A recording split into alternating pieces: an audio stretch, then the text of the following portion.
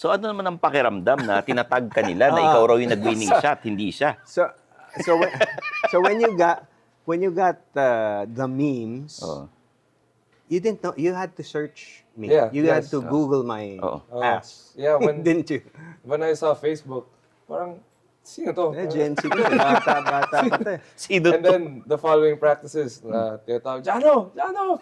Yung mga coaches ko, sabi, sino yan? And then I started, yun nga, I Googled you, and then, ang daming mga kwento din from my coaches and PTs. And, wala, I just found it funny. Yeah. And then, crazy now na katabi ko. Oo, kamukha mo eh. Oo. My son from another mother. Before and, ito yan, before and after.